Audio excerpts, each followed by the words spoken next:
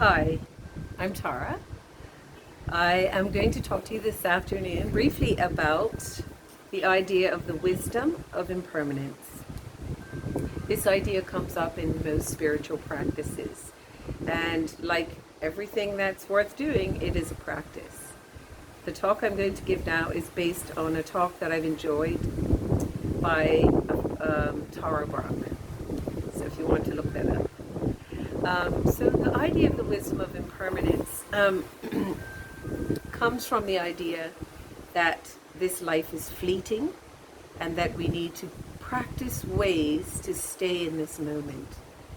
Most of us spend our lives running after things that we want and running away from things that we fear, or planning for a perfect future and regretting things from our past.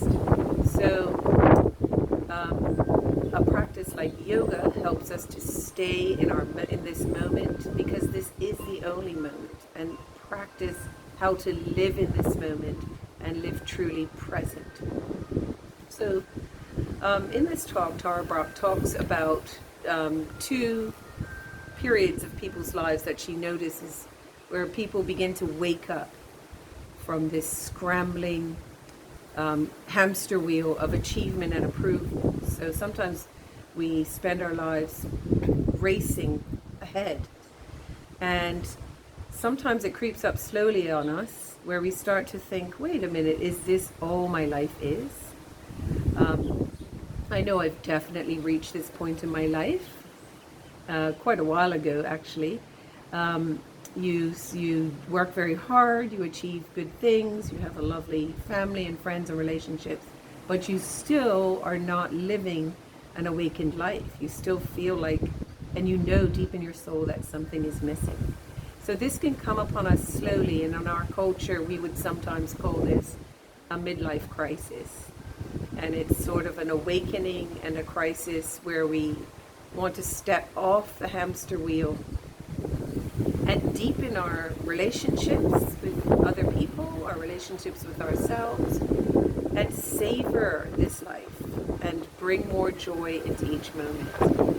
Another time when this realization happens to us is when something dramatic happens. For example, it could be, unfortunately, the diagnosis of an illness for ourselves or a loved one, or even the death of a loved one, tragedy that stops us in our tracks and makes us ask the question, am I living my fullest life today?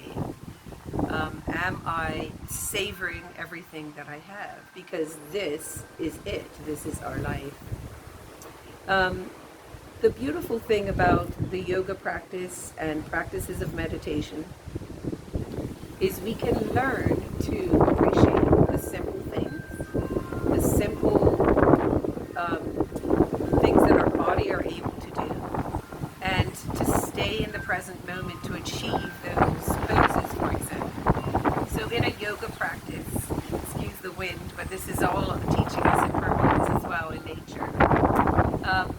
In the yoga practice, I would, during a class on this topic, I would use poses as simple as Tadasana to remind us that this is it. At this moment where we're able to stand on our feet tall and breathe clean air, amongst friends perhaps, or outdoors, wherever we're practicing, that this is the moment. This is your life that is beautiful and as full as it can be. We could also use practices that are a little more challenging. For example, the handstand practice. When we work towards a handstand practice and hold a handstand even for less than a second, that teaches us the impermanence of life. All the work it took to build the strength and technique to get into the handstand doesn't last long, but each step of the way is our life, even though that actual holding of the handstand can be short. Of course, we can improve our handstand practice and hold it for a little bit longer, but it's just enjoying and savoring that moment, because we may be able to hold our handstand for 10 seconds today, and then tomorrow only 1 second, and that's this moment to enjoy. That's okay. So I would mention this idea of this is it. This is the moment. Enjoy this moment. Savor this moment. Don't wait for the next moment. Don't wait till you step off your yoga mat and then say, oh, tomorrow I'll start this practice. Start it today. This is our life. We can live a more deep and awakened life every single day and every single moment. And the invitation is there to begin to do this. At the end of the practice, after my students had finished the Shavasana, I would direct them to roll over onto their right side in the fetal position. And I would share this poem that I wrote, again, based on this talk. So here's the poem. I'll share it with you now. This is it. I am trapped on the hamster wheel of achievement and approval. I am my limited self, imprisoned by what I want and what I fear. My mind races with plans for the perfect future and regrets about my past mistakes. As I get older, though, I realize there is so much more than wanting, fearing, and maneuvering. I no longer am satisfied with skimming the surface of life and racing to the finish line. I am ready to dive deeply under the surface of everything. I am in the chrysalis, wriggling to be free of my own limitations. There is something more. My longing is to live in greater freedom now. I was taught that somehow what comes next is more important than what is already here.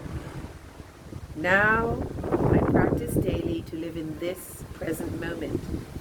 There is no time to rush. This life is fleeting. I practice becoming fully awake in this moment because